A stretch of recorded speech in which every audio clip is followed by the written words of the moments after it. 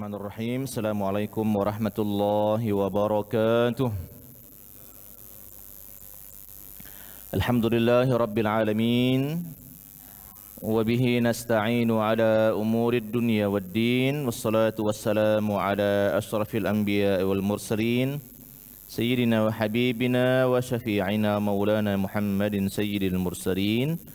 Wa ala alihi wa sahbihi ajma'in. Allahumma rabbana inna nas'aluka ilman nafi'a wa rizqan tayyiba wa amalan mutaqabbala birahmatika ya arhamar rahimin. Ma'asyiral muslimin wal muslimat, hadirin wal hadirat, Bapak Ibu jamaah salat subuh di Masjid Baitur Rahman yang mudah-mudahan semuanya selalu dalam limpahan rahmat dan karunia Allah Subhanahu wa taala. Alhamdulillah di subuh kali ini bertemu kembali setelah kita semua melaksanakan ibadah salat subuh berjamaah. Kita melanjutkan pembacaan kitab Misbahuz Zalam yang ditulis oleh Kiai Haji Muhammad Muhajirin Amsar, yang sudah kita mulai beberapa bulan yang lalu. Kitab ini berisikan penjelasan dari kitab hadis Bulughul Maram yang ditulis oleh Imam Ibnu Hajar Al-Asqalani yang berisikan lebih dari 1000 hadis ya. Jadi 1000 hadis itu hadis yang umumnya bertemakan fikih, bertemakan hukum gitu ya. Dan alhamdulillah dengan izin Allah Subhanahu wa taala kami selesai membaca kitab Bulughul Maram sampai habis bersama beberapa orang syekh ya, bersama beberapa orang guru. Lalu kemudian akhirnya Baitur Rahman juga diadakan pembacaan kitab seperti ini.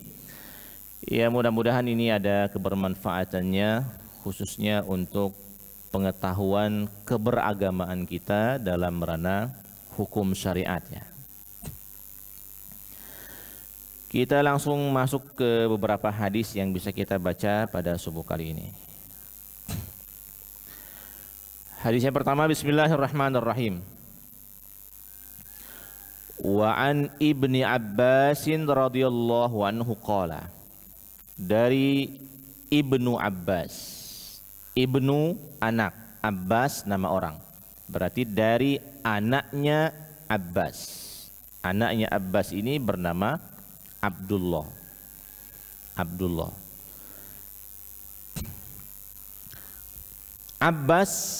Abbas ini adalah saudara dari bapak Nabi, Abbas bin Abdul Muttalib. Jadi Abdullah ini adalah anak mamang Nabi. Tapi secara umur lebih kecil daripada Nabi Muhammad SAW, lebih muda. Karenanya kita akan menemukan beberapa cerita tentang Abdullah ibnu Abbas ini bersama Rasul SAW. Di antara cerita yang masyhur misalnya bahwa Abdullah ibnu Abbas ini adalah termasuk sepupu Nabi yang sering beliau bonceng. Masyhur beberapa cerita bahwa Nabi Muhammad SAW sering membonceng Abdullah ibnu Abbas. Jadi tradisi membonceng, tradisi ngajak orang berkendaraan itu kalau memakai bahasanya Gus Bahauddin ada sanatnya, gitu. Ada sanatnya. Tradisi ngajak orang bonceng, gitu kan. Ya kalau zaman dulu sepeda, kalau ada orang lewat, misalnya kita mau ke depan, kebetulan kita naik sepeda, ada orang jalan kaki, minimal orang kita ngajak, minimal ada tawaran. Nah, terlepas orang ikut atau tidak ikut, tapi menawarkan diri, ayo melok sama-sama ke depan.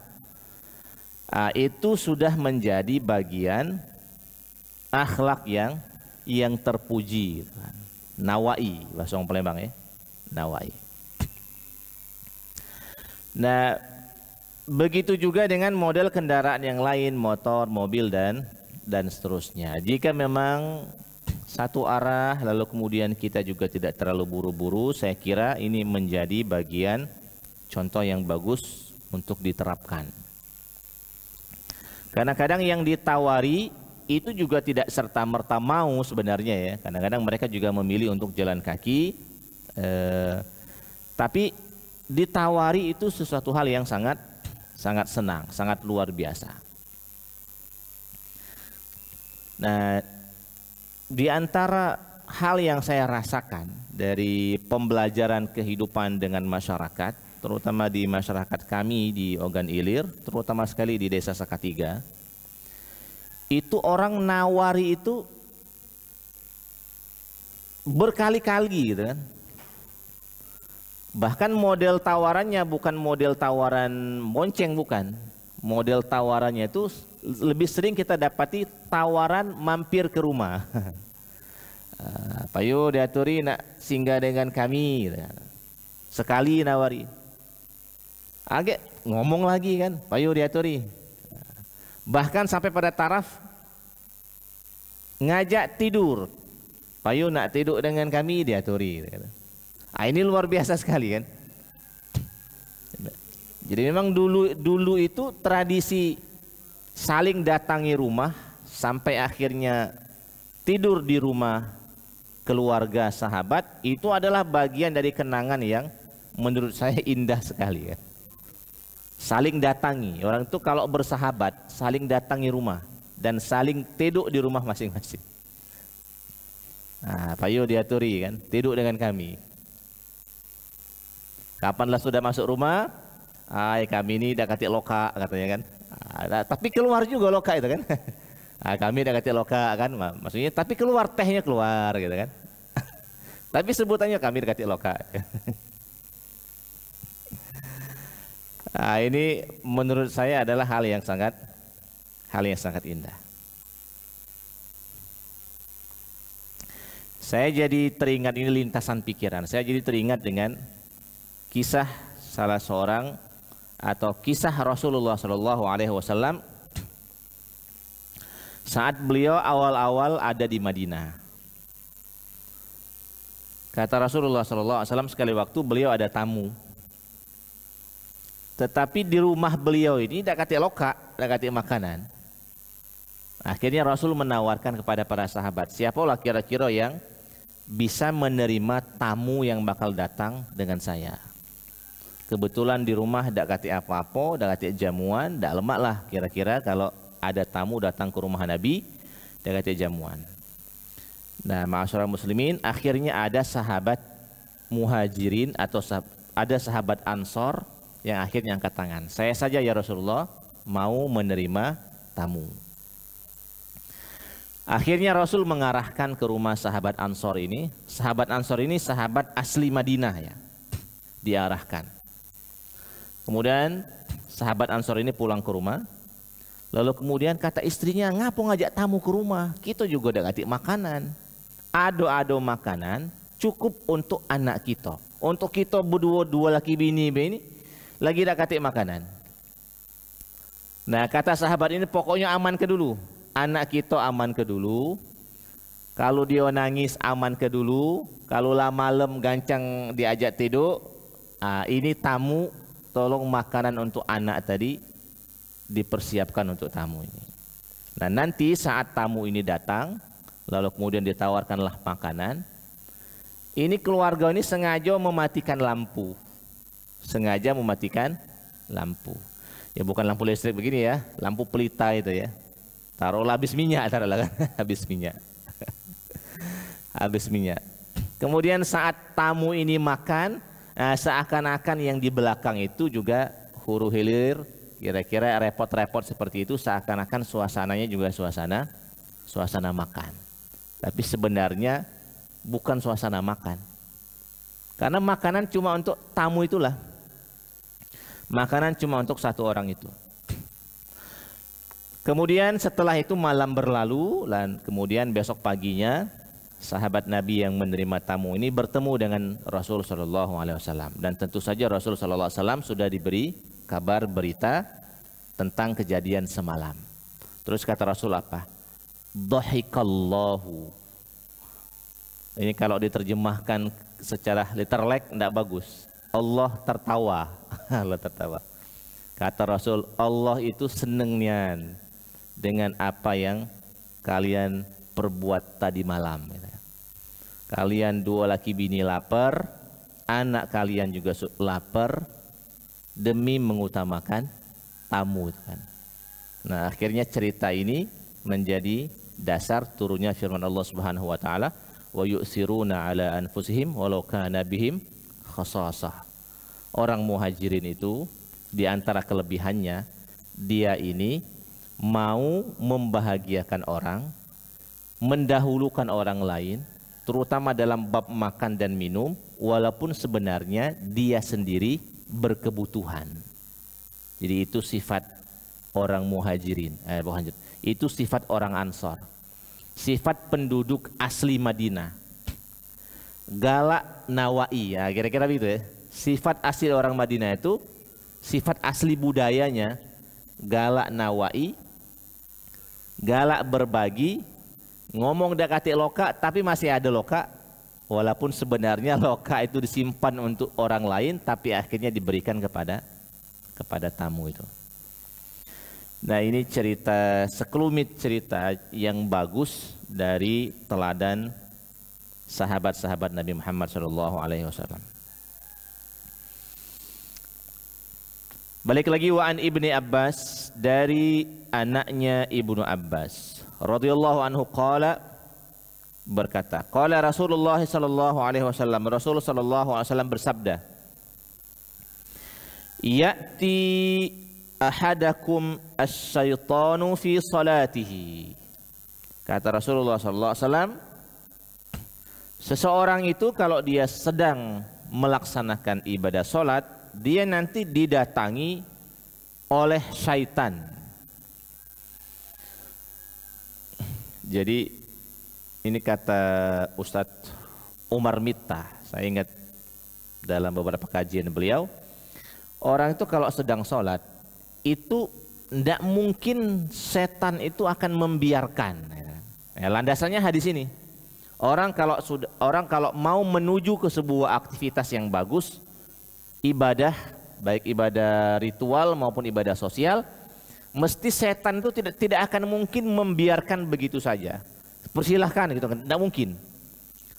Pasti direcoki ini oleh setan.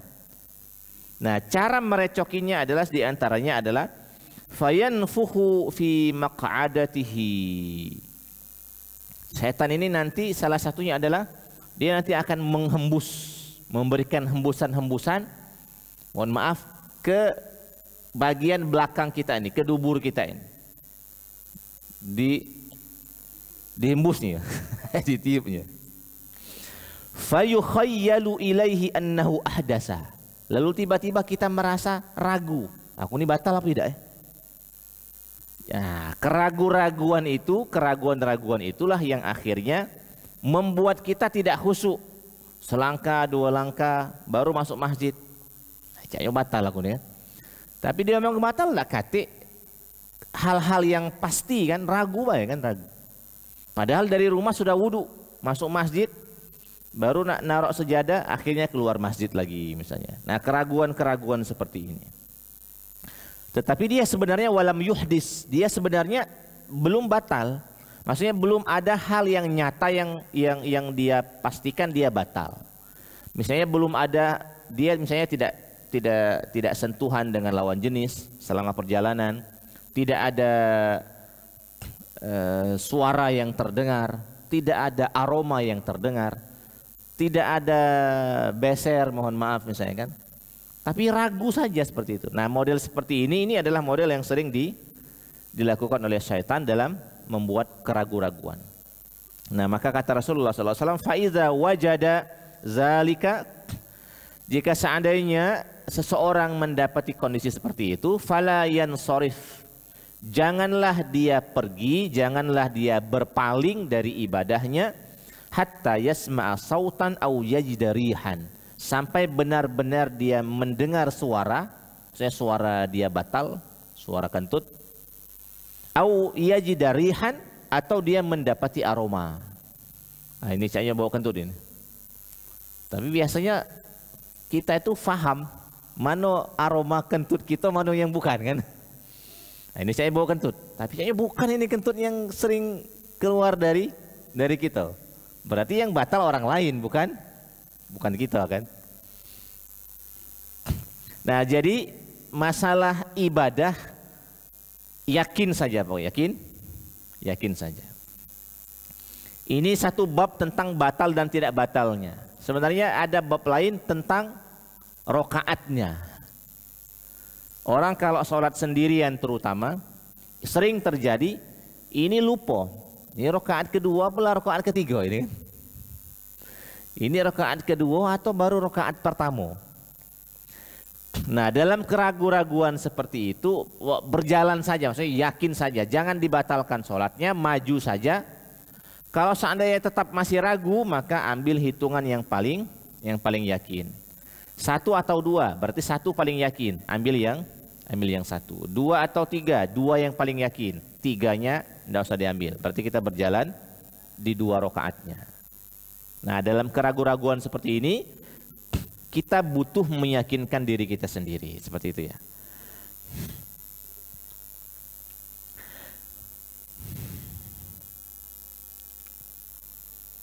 Baik, kata Kiai Haji Muhammad Muhajirin Amsar, wa munasabatul hadis lil bab, hadis ini, hadis yang kita baca ini dengan bab besar yang sedang kita bicarakan ini, apa hubungannya? Bahwa butlanul wudu, bahwa sesungguhnya batalnya wudu itu dengan keluarnya sesuatu baik dari kemaluan depan maupun dari kemaluan belakang, itu batal wudunya. Tetapi ala sabilil yakin. Nah, di sini saya garis bawahi di kitab saya. Tetapi itu semua harus terjadi dengan yakin. Kalau ragu, boleh kita tetap memposisikan diri masih berstatus suci. Ada kaidah fikih yang berbunyi al-aslu baqaun makana ala makana. Pada dasarnya seseorang itu, pada dasarnya sesuatu itu menetap dengan kondisinya sampai datang sesuatu yang baru, tapi sesuatu yang baru ini harus datang dengan yakin, tidak boleh tidak. Misalnya begini, aslinya kita ini hidup punya istri atau tidak punya istri, aslinya tidak punya istri, ya kan? Maka kalau kita ragu, saya ini sudah punya istri apa belum ya? Saya ini sudah punya istri apa belum? Kalau kita ragu, maka yang harus kita pegang adalah kita ini belum punya istri. Karena aslinya memang belum punya istri. Kedatangan istri ini baru.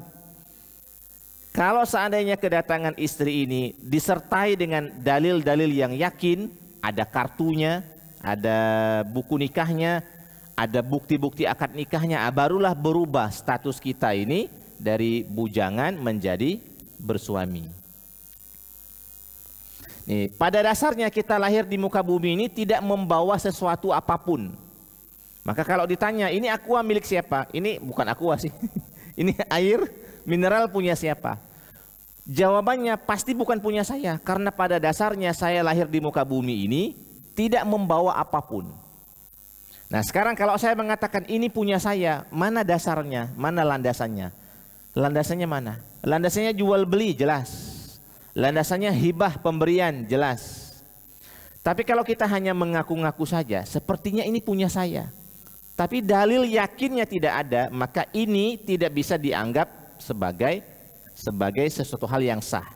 Yang sah itu tetap kita dari awal hidup di muka bumi ini tidak punya apa-apa. Jadi kosong. Nah, sama kalau kita dari rumah sudah berwudu, jelas kita berwudunya, berarti kan kita keluar rumah dalam kondisi berwudu. Tiba di masjid kita ragu, batal atau tidak. Maka yang yakin itu adalah kita berwudu, yang ragu itu adalah batalnya. Nah, yang ragu batalnya ini jangan dianggap, jangan diambil kecuali dia ada penjelasan yang jelas. Yaitu kita mendengar suara atau mendapatkan aroma. Atau benar-benar kita datang ke masjid, kita masuk WC, jelas sekali itu batalnya. Nah, ini penjelasan dari al-aslu baqaun makana ala makana. Yang pernah belajar usul fikih, ini dalil istishab namanya ya. Dalil istishab. Nanti pada suatu waktu mudah-mudahan ada momennya saya menjelaskan lebih jelas tentang istishab. Nah, istishab ini sebenarnya kalau dalam peradilan juga bisa dipakai. Misalnya ada orang mengaku-ngaku punya tanah, maka di otak hakim kaidahnya seluruh manusia di muka bumi ini lahir tidak punya tanah.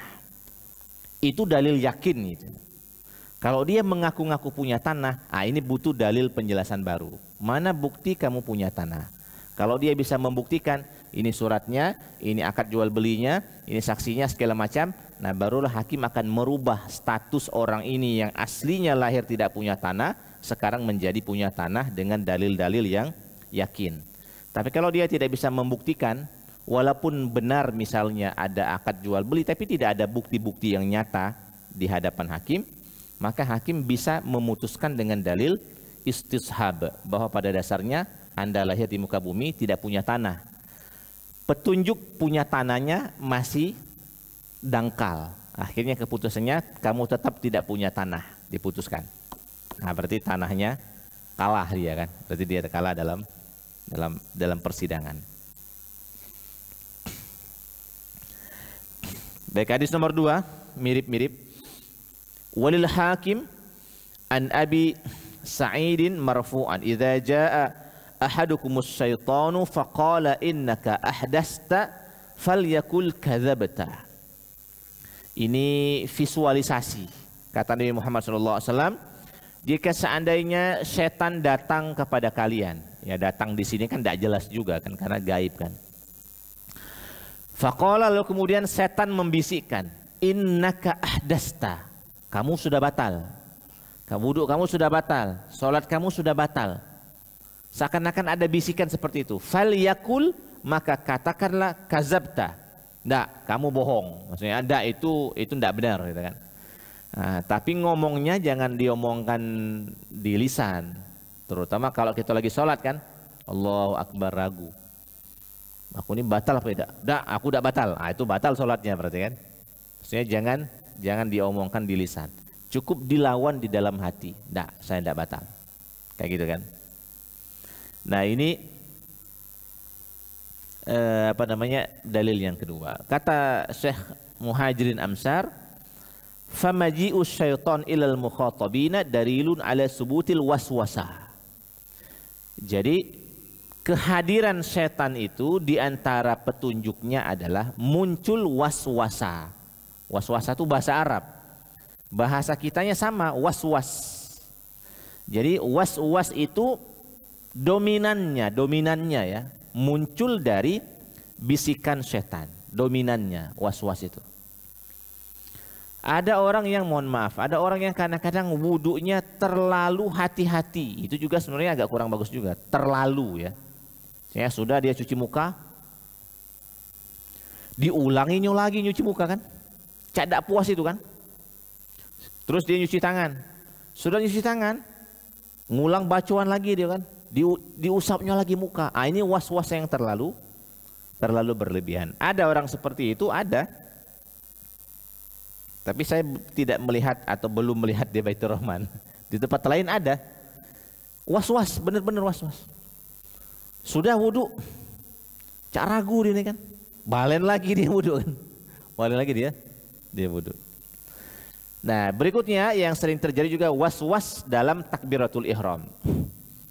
Allahu Akbar. Kaget diulangi lagi ya. Allahu Akbar. Atau kadang-kadang takbiratul ihramnya saking nak yakinnya, takbiratul ihramnya kadang-kadang terlalu panjang, terlalu ya. Saking pengen menghilangkan was-was. Allah gitu kan. Wah, Akbar, kepanjangan ya. Terlalu panjang. Nah, itu juga tidak bagus. Maksudnya was-was ragu-ragu model seperti itu harus dilawan. Enggak, pokoknya enggak. Wudhu saya sudah benar. Sudah benar. Nah, tapi kalau ragu karena dalil yang yakin, ya harus diambil itu, harus diambil. Nah, kalau ragu sebatas was-was di dalam hati itu harus dilawan. Nah, atas dasar was-wasa itulah, maka memang disunnahkan sebelum memulai segala sesuatu, dimulai dengan ta'awuz terlebih dahulu, a'udzubillahi minasyaitonirrajim, lalu kemudian bismillahirrahmanirrahim. Sekurang-kurangnya dua hal ini, ta'awuz dengan bismillah. Makanya juga di dalam sholat, sebelum memulai sholat juga disunahkan dengan a'udzubillahi minasyaitonirrajim, bismillahirrahmanirrahim. Kemudian setelah itu takbiratul ihram. Dan sebelum membaca Al-Fatihah juga disunahkan membaca ta'awuz sebelum Al-Fatihah. Atau bahkan kita juga akan menemukan sebagian dari masyarakat kita ada yang terbiasa membaca Qul a'udzu birabbin nas ya, sebelum takbiratul ihram. Misalnya luruskan safnya, dirapatkan, kemudian dia menghadap ke depan. A'udzubillahi minasyaitonir rajim. Bismillahirrahmanirrahim. Qul a'udzu birabbin nas, malikin nas, ilahin nas, min syarril waswasil khannas, alladzi yuwaswisu fi sudurin nas, minal jinnati wan nas. Baru kemudian Allahu Akbar. Ini biasanya imam-imam senior, imam-imam tua biasanya pakai ini. Imam-imam muda tidak sepakaian lagi ini. Imam-imam muda tidak sepakaian lagi. Apakah itu sesuatu hal yang salah? Tidak. Ini adalah landasannya demi melawan was-wasah, keraguan-raguan. Baik, nomor 2 kata Kiai Haji Muhammad Muhajirin bin Amsar, setelah was-was itu dominannya dari setan dan harus dilawan. Yang kedua adalah yahrumu ittiba'ul waswasa fi jami'il ibadat. Tidak boleh, haram mengikuti keraguan-raguan dalam seluruh jenis ibadah. Dalam wudhu tidak boleh ragu, maksudnya tidak boleh mengikuti keraguan-keraguan itu. Dalam sholat tidak boleh mengikuti keraguan. Di dalam zakat, di dalam puasa tidak boleh mengikuti keraguan-keraguan. Harus yakin saja, harus yakin. Selama was-wasa itu tidak bersumberkan kepada dalil-dalil yang yakin ya. Misalnya ada yang nanya, Ustaz, aku ini ragu puasa, ngapo? Tadi waktu sudah makan sahur misalnya kan, kemudian saya sholat maghrib atau saya sholat subuh, balik dari sholat subuh saya makan mie goreng Ustaz, dikit gitu kan. Dikit. Ini bukan was-was, itu jelas batalnya kan, itu jelas batalnya. Nyicip punya anak Ustaz gitu, nyicip punya anak dikit gitu kan. Oh, biar dikit, ini jelas bukan was-was lagi itu. Nah, model seperti itu. Baik, ini hadis nomor 2. Hadis nomor 3. Bismillahirrahmanirrahim. An Anas bin Malik radhiyallahu anhu qala. Dari Anas bin Malik radhiyallahu anhu berkata, kana Rasulullah sallallahu alaihi wasallam, Rasulullah sallallahu alaihi wasallam idza dakhala al-khala'a, jika beliau memasuki tempat buang najis, tempat buang air kecil maupun tempat buang air besar, wada'a khatamahu, Rasul sallallahu alaihi wasallam selalu melepaskan cincin beliau. Jadi Rasul sallallahu alaihi wasallam kalau masuk ke WC selalu melepas cincin. Tapi di sini redaksinya bukan WC, redaksinya khola. Khola itu tempat sepi. Jadi tidak usahkah zaman Nabi 1500 tahun yang lalu ya. Zaman saya saja, zaman saya saja, saya masih menemui di rumah itu tidak ada WC. Jadi saya dulu tinggal di Salatiga itu, rumah kami itu tidak ada WC Pak, tidak ada WC. Terus kalau mau ke WC kemana? Kalau mau ke WC pilihannya bisa dua, bisa ke darat dusun, tempat yang sepi, bisa ke laut, bisa ke sungai. Nah, khola ini tempat yang sepi. Dulu di zaman Nabi masih hidup, itu kalau mau buang air ya cari tempat sepi, cari padang pasir, tempat yang sepi. Nah, di situ sebelum membuang najis, membuang kotoran, itu Rasul membuka cincin beliau.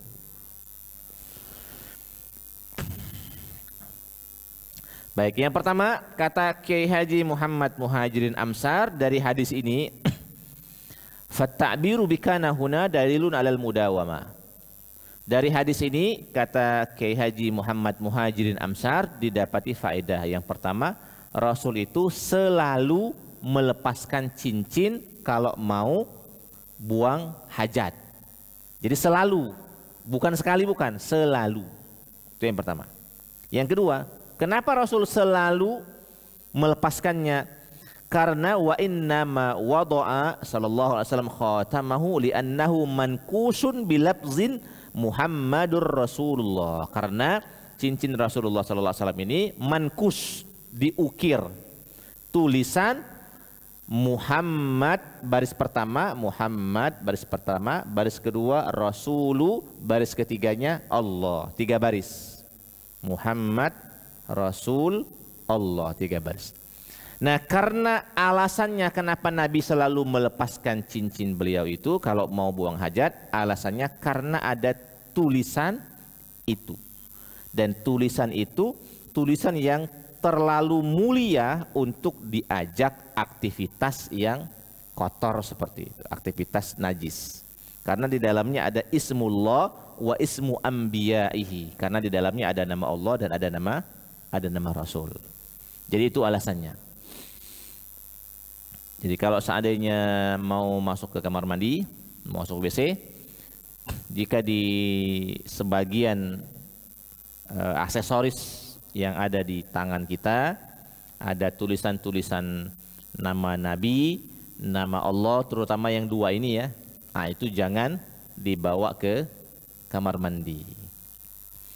Sebenarnya juga yang lebih utama ya, kalau kita punya handphone, kebetulan di dalam handphone ini ada aplikasi Al-Quran, ada aplikasi hadis. Walaupun tidak kita buka, sebenarnya sih lebih amannya kalau di rumah, terutama ya, kalau di rumah ya, amannya ditaruh dulu handphonenya. Kecuali kalau kita dalam perjalanan di luar rumah, ya tidak mungkin lah naruh handphone di luar kan, di uang kan, itu mungkin. Tapi kalau di rumah, saya kira lebih utamanya ditaruh dulu. Selain dari memang aman dari sisi adab ya, juga aman dari sisi ini HP kalau nyampak selesai kan, nyampak, kena banyu, kena air, dia rusak nanti.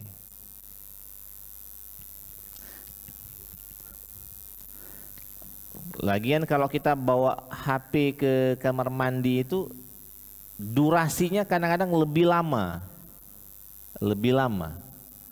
Biasanya ke kamar mandi cuma 5 menit, bawa HP bisa 15 menit itu. Kadang-kadang bisa setengah jam dalam kamar mandi. Apa juga gawe gitu kan. Rupanya sambil nonton kan, sambil nonton.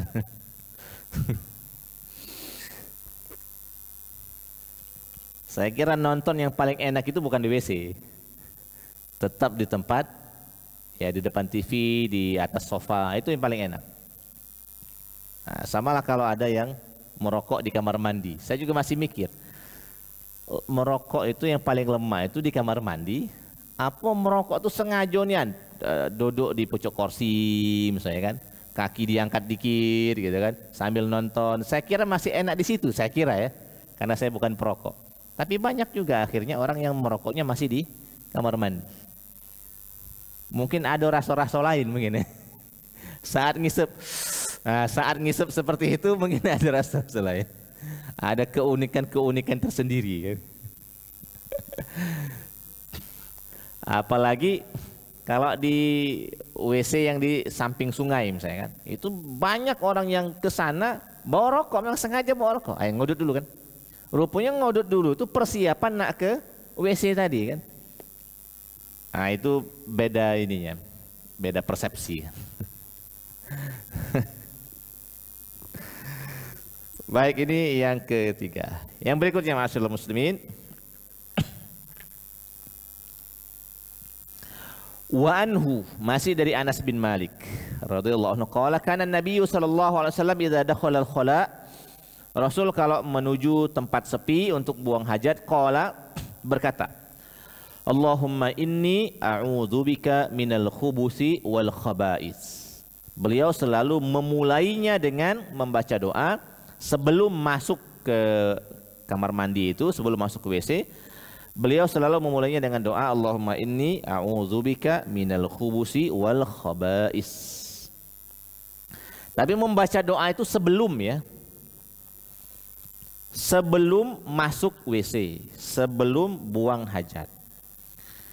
Makanya kalau seandainya tulisan itu mau ditempel ya, sebenarnya nempelnya itu jangan di pintu. Karena kalau nempel di pintu kan, pintu kita buka biasanya ke dalam kan biasanya kan. Nah, kalau kita buka ke dalam nanti tulisan itu masuk ke space WC-nya. Kecuali kalau seandainya pintunya di luar, ini pintu model narik. Mungkin, tapi kalau pintunya model dorong masuk ke dalam, tulisannya jangan di pintu, di sampingnya bisa. Nah, terus baca doanya juga sebelum masuk, bukan saat masuk, bukan berbarengan, bukan, sebelum. Allahumma inni a'udzubika minal khubusi wal khaba'isi, baru masuk. Nah, itu cara berzikirnya. Tapi kalau seandainya terlanjur masuk, belum berdoa, kalau hajatnya belum dikeluarkan, balik lagi dulu, mundur dulu. Saya beberapa kali kadang-kadang mundur juga. Sudah masuk, oh iya belum berdoa, mundur lagi kan. Mundur dulu, baru berdoa. Tapi kalau seandainya sudah terkeluar barang tuh, nggak mundur lagi, tidak mungkin. Nah, boleh di dalam hati tanpa menggerakkan bibir, tanpa menggerakkan lisan. Boleh di dalam hati. Ini kata Kiai Haji Muhammad Muhajirin bil Amsar. Wa idza nasiya ahadun an yad'u hadzal du'a falyad'u biqalbihi dakhilal khala. Tapi di dalam hati. Wala yajri dzikru bilisanihi. Jangan disebutkan di lisannya, di bibirnya. Nah, ini bagian dari adab. Adab itu Pak ya, adab itu terdiri dari melaksanakan kewajiban, melaksanakan kesunahan, dan melaksanakan etika-etika lain. Jadi adab itu adalah kumpulan kewajiban, kesunahan, dan etika-etika yang lain. Itu adab. Makanya adab itu tinggi, karena di dalam adab itu ada hukum yang wajib, ada hukum yang sunnah, ada hukum yang mubah yang kita kerjakan.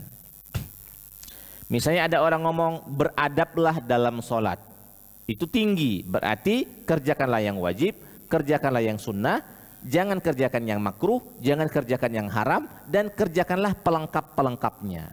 Maka kalau kita sholat, rukun-rukunnya sudah kita kerjakan, bagus. Sunnah-sunnahnya kita kerjakan, kita baca doa iftitah, baca ta'awuz, baca zikir, bagus. Dan ternyata disertai dengan pakaian kita bagus, ada minyak wanginya, sejadah kita bersih. Ini sempurna sekali adabnya. Makanya orang yang beradab itu adalah orang yang melaksanakan komponen 3 hal ini. Yang wajibnya dia laksanakan, yang sunnahnya dia laksanakan, yang mubahnya juga dia laksanakan. Jadi itu definisi adab ya. Orang kalau beradab, sekali lagi ya, orang kalau beradab dia tidak hanya mengerjakan yang wajib, dia juga mengerjakan yang sunnah.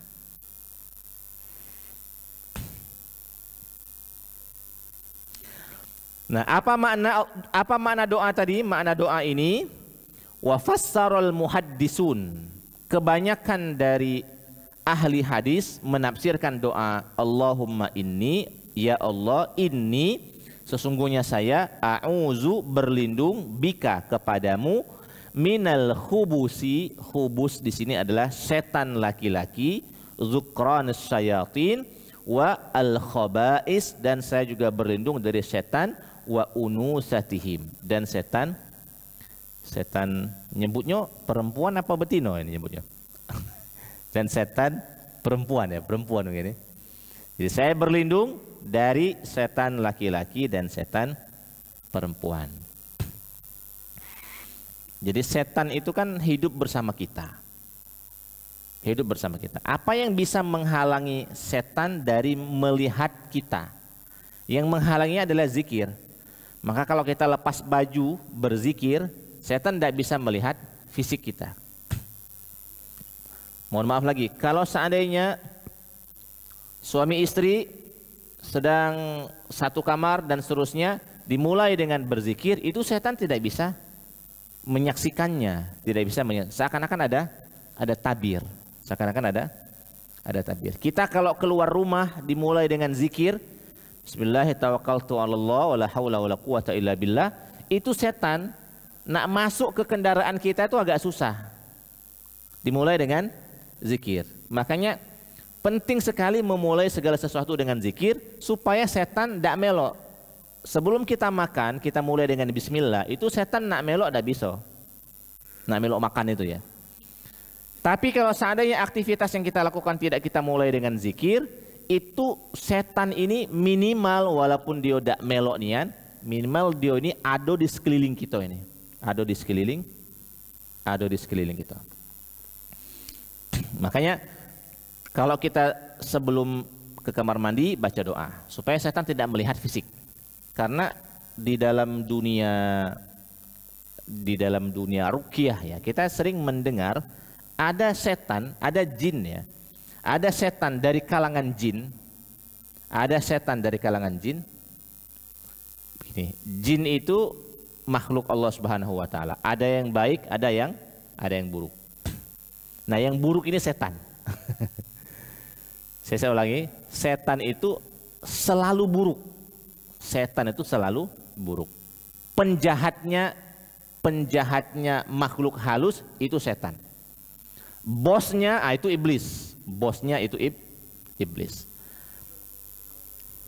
Nah, makhluk Allah yang tidak bisa kita lihat ini kadang-kadang itu menyukai kita yang berbentuk wujud kasar ini. Menyukai.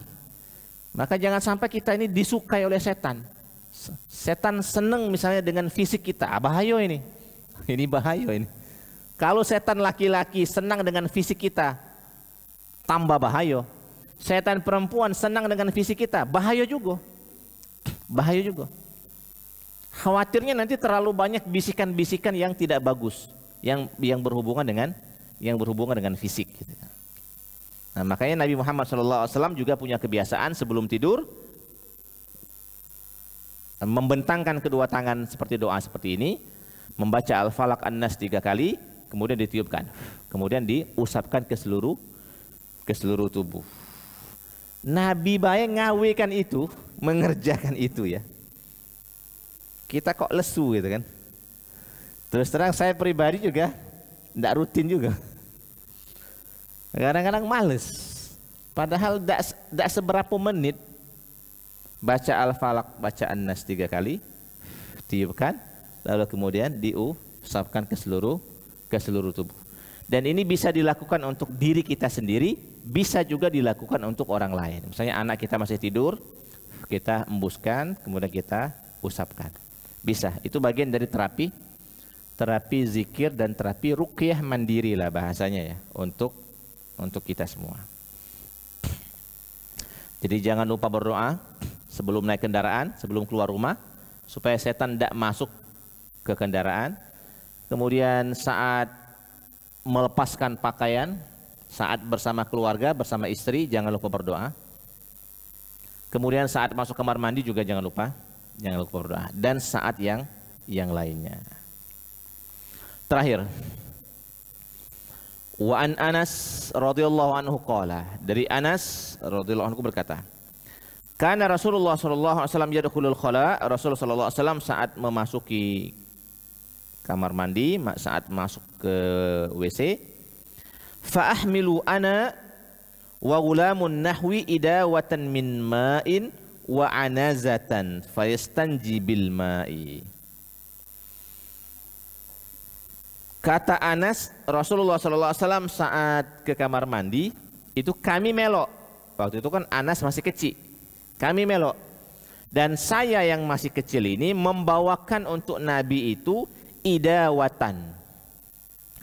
Idawatan di sini disebutkan wahiyal ma'rufatu fil Hijazi bil ibrik. Orang-orang Mekah mengenalnya idawatan itu sejenis ceret. Sejenis ceret. Ya, maksudnya wadah air ya. Jadi saat Nabi ke WC kami melok, tapi tugas kami bawa ceret isinya banyu. Wa anazatan, anazah ini aso, dan kami juga bawa tongkat. Kalau air ini pasti untuk istinja dengan air, untuk cuci dengan air, dan ini aso, ini tongkat untuk apa? Itu apa lah kira-kira? Dua gunanya sebenarnya. Satu sebagai tanda bahwa ini orang lagi buang air, sebagai tanda. Yang kedua juga bisa dipakai sebagai alat untuk dipegang, Nah, itu kan ditancapkan ke padang pasir dulu kan, kemudian dipegang. Nah, ini maksudnya itu. Nah, dari sini kata Kiai Haji Muhammad Muhajirin Amsar didapati bahwa sesungguhnya yang pertama, Rasul kalau sudah buang air selalu beristinja, dan beristinja itu hukumnya wajib. Jadi berdosa orang yang setelah kencing tidak beristinja, tidak mencucinya. Berdosa itu hukumnya. Dan berdosa juga orang yang setelah BAB apalagi tidak beristinja. Jadi itu dulu berdosa. Yang cuma modal di betet-betet Pak itu. Itu berdosa itu. Itu berdosa itu. Yang kedua, Rasul lebih menyukai beristinja itu dengan air. Lebih menyukai dengan air. Walaupun boleh beristinja dengan tisu boleh, tapi Rasul lebih senang dengan air. Tisu zaman dulu memang belum ada. Maksudnya benda-benda kasar dengan batu, dengan daun-daun yang punya unsur yang agak kasar, itu boleh dipakai untuk beristinja. Makanya nanti kiasnya kenapa tisu diperbolehkan untuk beristinja, karena dia mirip dengan fungsi batu dan mirip dengan fungsi dedaunan.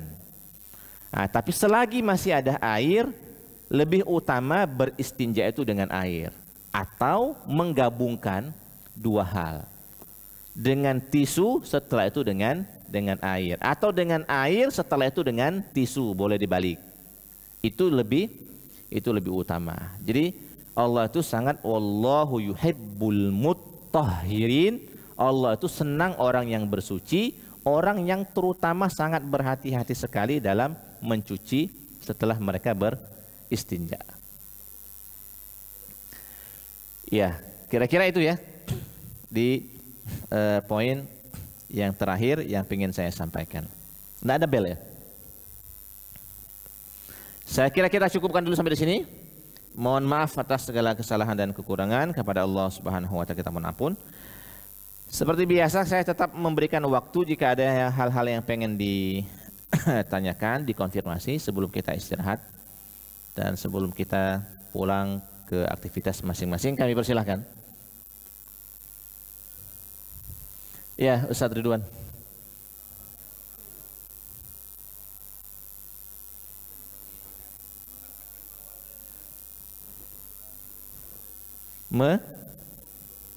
Menyentuh Quran saat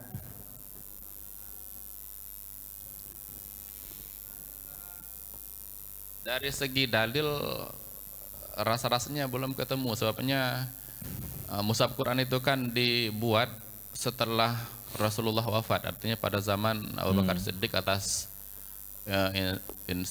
bukan instruksi sih, usulan dari Umar bin Khattab radhiyallahu an.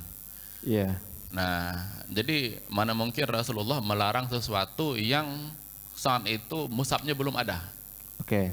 Nah, jadi kira-kira analoginya itu bagaimana mungkin Gajah Mada misalnya menelpon istrinya pakai HP. Karena HP belum ada, jadi tidak mungkin Gajah Mada menelpon istrinya gitu. Oke.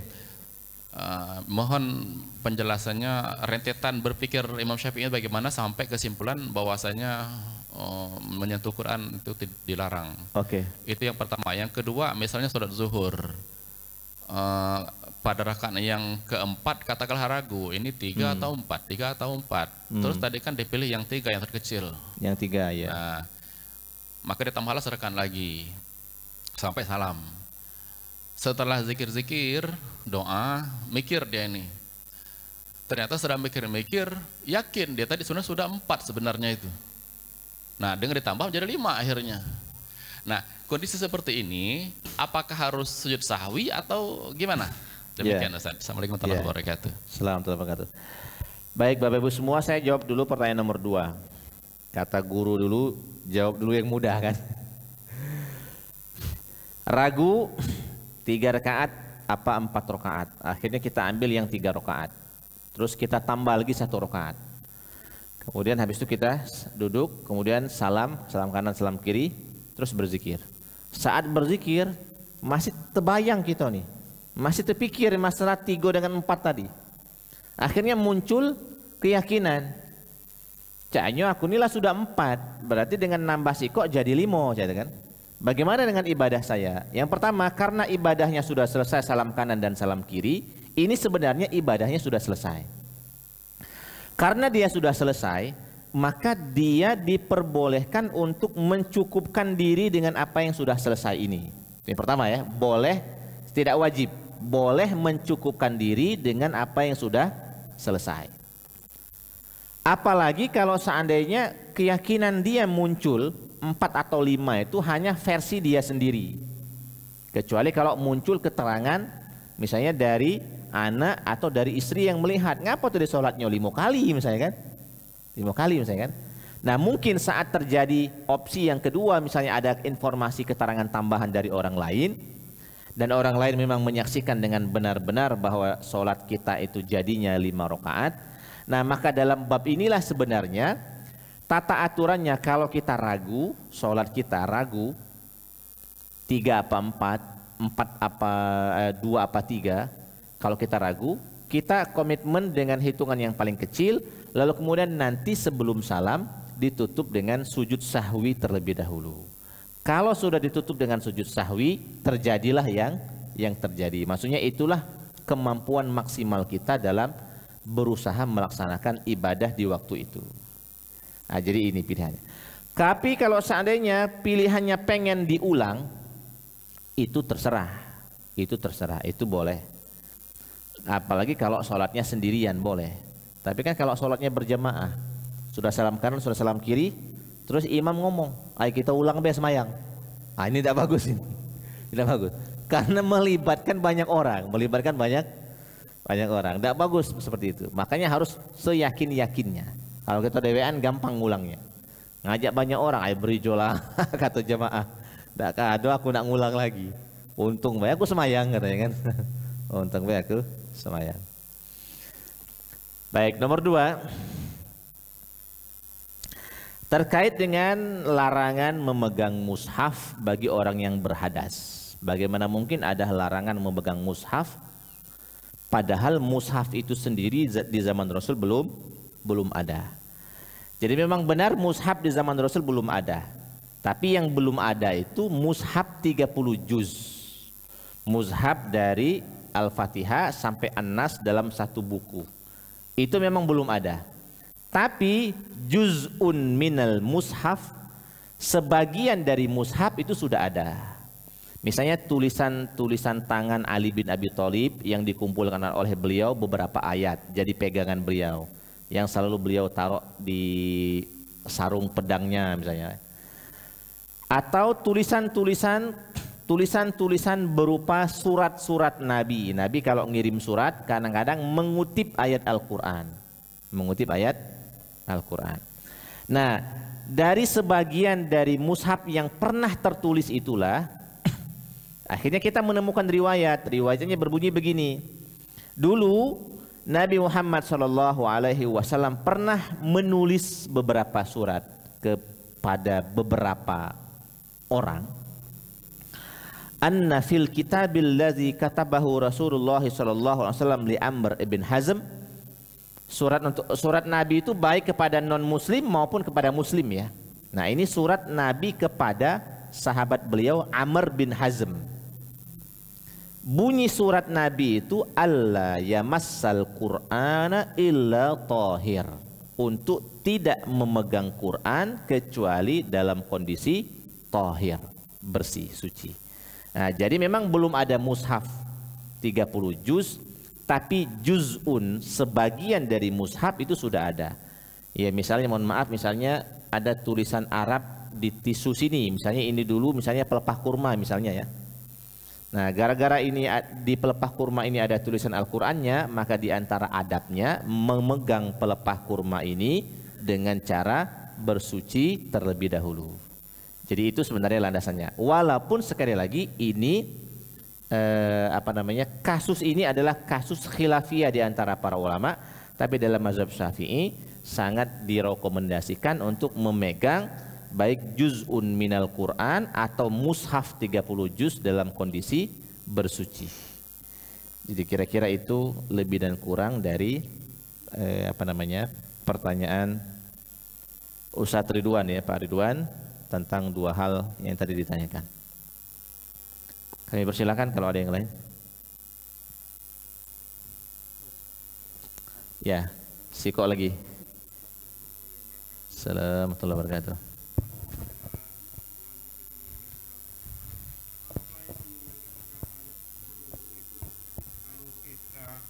Mau membacanya atau hanya memindahkan juga dari satu tempat ke tempat lain, kita harus berwudu juga. Terima kasih Tas. Iya.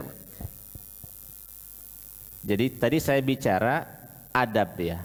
Adab itu komponennya adalah mengerjakan yang wajib, mengerjakan yang sunnah, dan mengerjakan yang mubah yang menjadi perangkat-perangkat keindahan dan seterusnya. Nah, maka terhadap Al-Quran baik untuk membacanya maupun untuk sekedar memegangnya, memindahkannya, memang sebaiknya dalam kondisi berwudu, sebaiknya ya. Tetapi memang ini tidak mudah, memang ini tidak mudah. Jadi kalau kita sebelum nyapu rumah nak berwudu dulu misalnya kan, itu memang tidak mudah. Sebelum kita beres-beres rumah kita nak wudu dulu, memang tidak mudah. Tetapi orang yang mengerjakannya berarti kan dia sudah berusaha untuk menghormati sesuatu dengan cara yang terbaik gitu kan, dengan cara yang terbaik. Misalnya mohon maaf, orang kalau mengerjakan komponen-komponen yang ada di masjid ini misalnya ya. Ini kan belum dicat segala macam kan. Misalnya ada tukang mengerjakan Masjid Baitur Rahman ini. Dia selalu menutup aurat. Tidak pernah dia buka baju di dalam masjid sini misalnya. Oh, itu orang beradab sekali itu. Dia kalau mau merokok keluar dulu misalnya kan. Itu orang beradab sekali. Walaupun sebenarnya posisi dia itu sebagai pekerja, sebagai tukang. Yang sebenarnya berkeringat segala macam. Tapi dia sudah berusaha menghormati ini. Maka nanti akan beda hasilnya insya Allah. Terutama hasil bagi pribadi. Akan beda pendapatan dia. Selain dari pendapatan gaji rutin yang akan dia dapatkan, dengan pendapatan dia di mata Allah Subhanahu wa taala saat dia melakukan adab-adabnya. Dia begawi di dalam masjid tapi dia sadar oh ini masjid, ini bukan rumah biasa. Sehingga dia berusaha menjalankannya dengan adab-adabnya. Saya kira itu kaitannya dengan bersuci sebelum kita memegang mushaf dan bersuci sebelum kita membaca Al-Quran. Itu bagian dari kesempurnaan adab. Lagian siapa lagi yang bakal menghormati Al-Quran dengan cara yang terbaik kecuali kita sendiri sebagai umat Islam. Yang lain kan ndak ambil pusing, yang lain ndak ambil pusing. Siapa lagi kecuali kita sendiri. Baik, saya kira kita cukupkan dulu sampai di sini. Mohon maaf sekali lagi atas segala kesalahan dan kekurangan. Kepada Allah Subhanahu wa taala kita mohon ampun. Subhanakallahumma rabbana wa bihamdika asyhadu an la ilaha illa anta wa astaghfiruka wa atubu ilaik. Assalamualaikum warahmatullahi wabarakatuh.